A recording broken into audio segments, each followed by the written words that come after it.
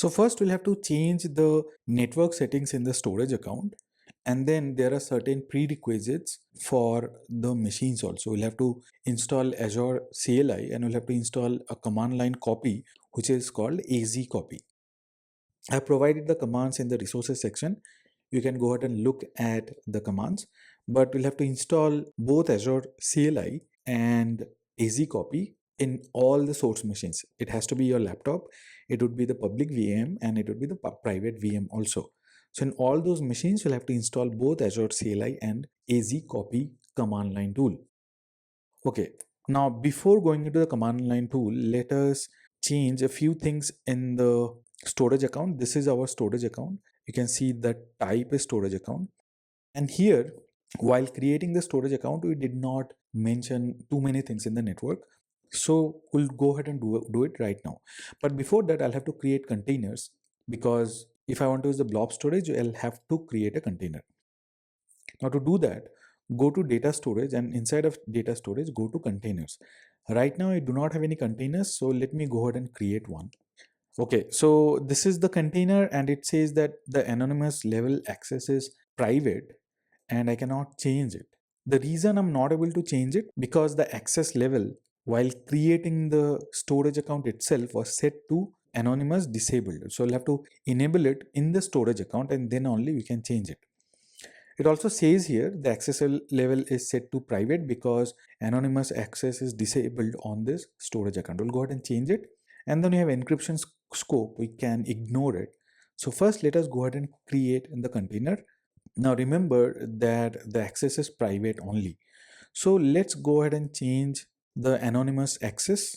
Now for that, we'll have to go to something called settings in the configuration. Scroll down, and here we have settings, and then we have configuration. Actually, it is configuration inside of settings, but anyway. So go to configurations, and here we have the account kind, the secure transfer required. All these things are set up or were set up when we created the storage account. And the blob anonymous access was disabled when I created the account. So I'll change it. I'll enable it. And the reason I'm enabling it, because I want to make sure that the container is accessible from my laptop. If I do not enable the anonymous access, I'll not be able to access the container from my laptop. Of course, once the testing is done, we will disable it. So click on save, make sure to save it, otherwise it will not work. And now we'll go to the container and change it. So now here I'm in the container. Here you have these three dots. Click on this, and here you have change access level.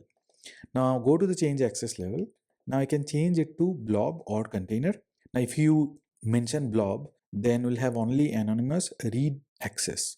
So we'll not be able to have write access. And now I can change it and save it. So the anonymous access or public access has been enabled. Now this is on the container side and on the storage account side, but we'll have to do the same on the networking side also.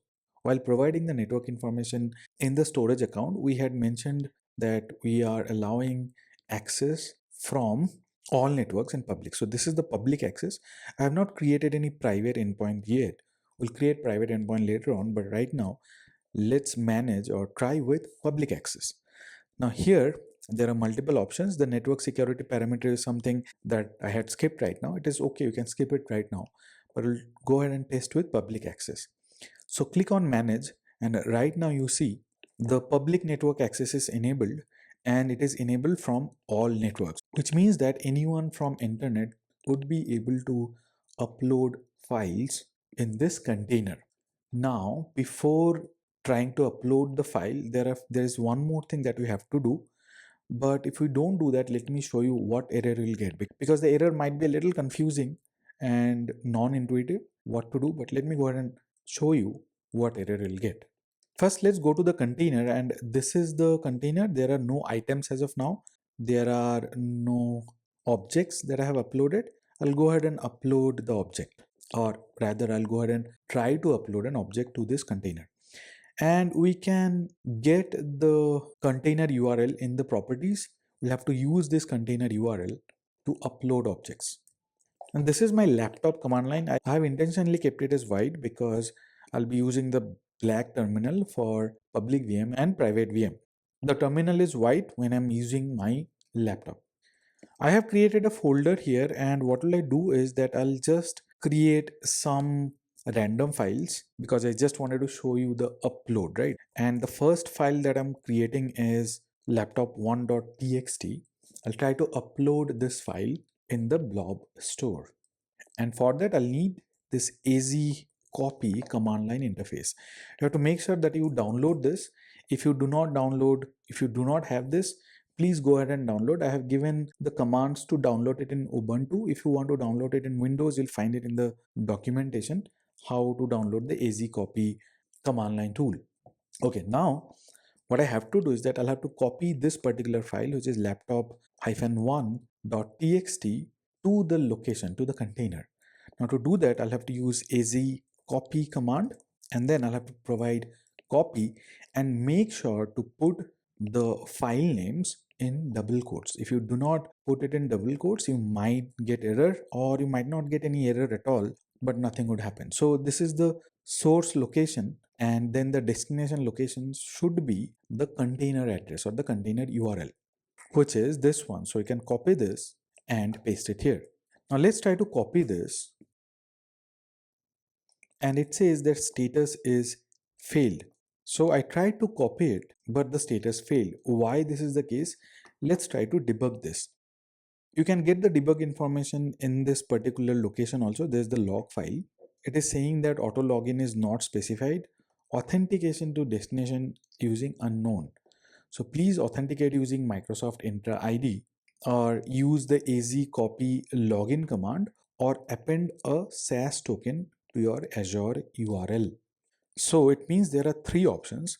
First is the Microsoft Entra ID. Second is the AZ copy login option. So this is the command. Let me highlight it.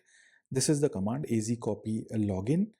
And the final option is using a SAS token. And I can append the SAS token to the Azure URL. This is the final option. Now, which option to choose? Microsoft Entra ID is something that we cannot use because you do not have an Entra ID as such. We'll get Entra ID or Microsoft AD ID or Active Directory ID only if we are part of an organization.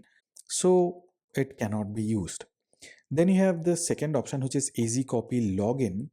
I can try it out, but this will also create problem. It will tell you to open a web page, and this is the web page, and use this code to authenticate. Let's try this.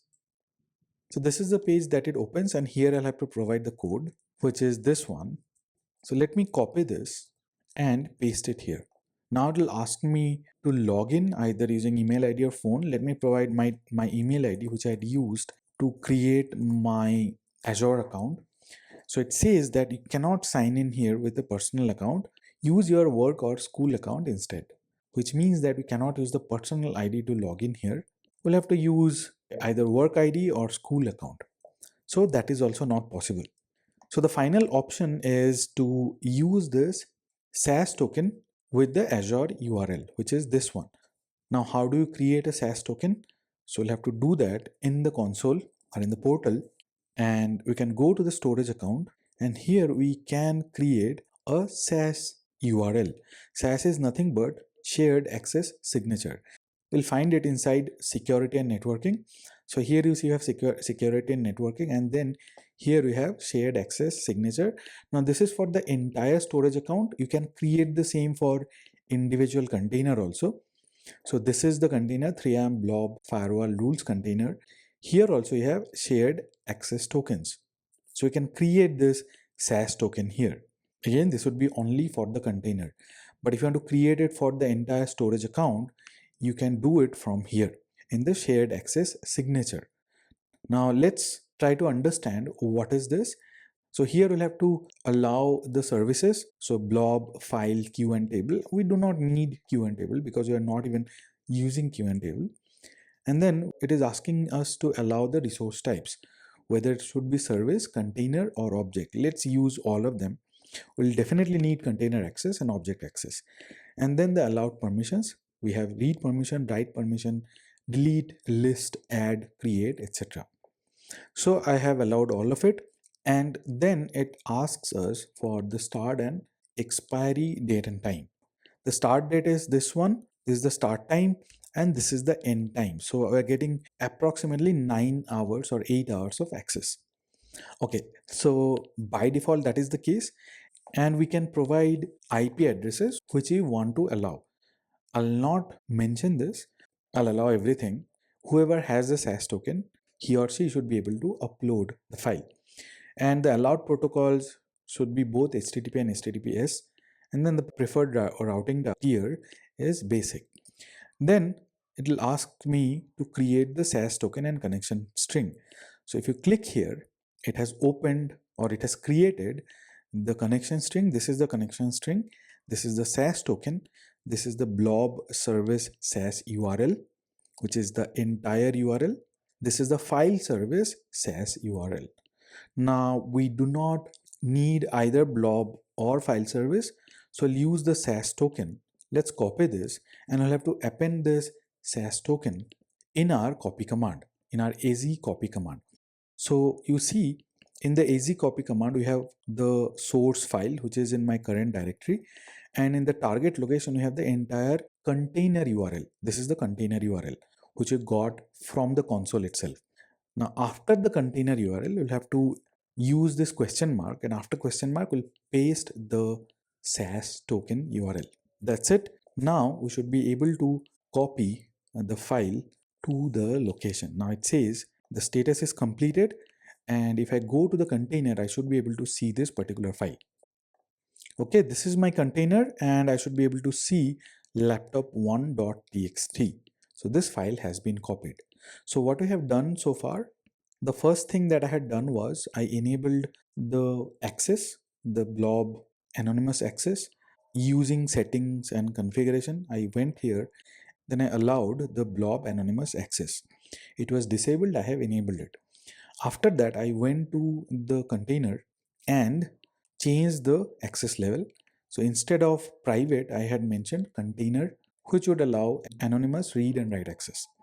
After this was done, I had gone to networking just to see what is the public access. Currently, the public access is enabled from all networks, which means from internet. And then I went ahead and created a SaaS token from this security plus networking and SaaS access signature. So I got the signature, the SaaS string or the SaaS token and the connection string was created.